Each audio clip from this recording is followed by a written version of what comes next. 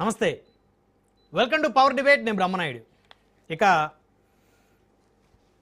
YSR Congress party రాష్ట్ర అధికార ప్రతినిధి నాగార్జున యాదవ్ను పోలీసులు నిన్న సాయంత్రం తాడేపల్లి దగ్గర అరెస్ట్ చేశారు. గతంలో తెలంగాణ రాష్ట్ర ముఖ్యమంత్రి రేవంత్ రెడ్డి గారిని ఉద్దేశిస్తూ జొమాటో డెలివరీ బాయ్ అనేటువంటి కొన్ని కామెంట్స్ చేయటం, ఆ కామెంట్స్ సోషల్ మీడియాలో వైరల్ అవడంతో నాగార్జున యాదవ్ను పోలీసులు అరెస్ట్ చేశారు.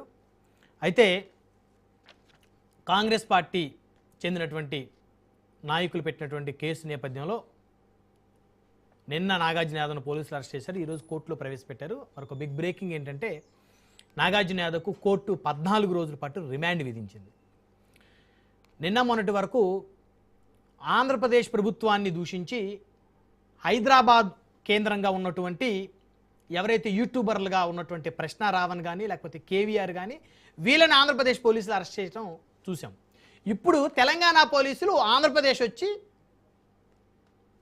ఒక రాజకీయ పార్టీ, గతంలో అధికారంలో ఉన్నటువంటి ప్రస్తుతం ప్రతిపక్షంలో ఉన్నటువంటి రాజకీయ పార్టీకి సంబంధించి ఆ పార్టీ అధికార ప్రతినిధిని అరెస్ట్ చేసి తీసుకెళ్ళడం అనేది ఇదొక సంచలనం.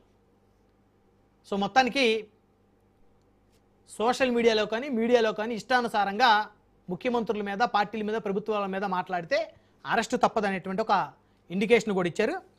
అయితే దీనికి సంబంధించి ముందు మనం డిబేట్లోకి వెళ్ళే ముందు మనతో మాట్లాడడం కోసం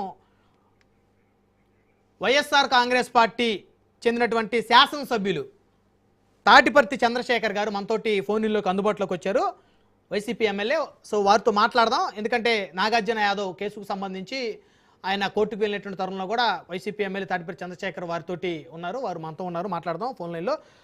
ఎమ్మెల్యే గారు, గుడ్ ఈవినింగ్ అండి. గుడ్ ఈవినింగ్ బ్రహ్మనాయుడు గారు. మీ పార్టీ అధికార ప్రతినిధిని పోలీసులు అరెస్ట్ చేశారు, తెలంగాణ పోలీసులు.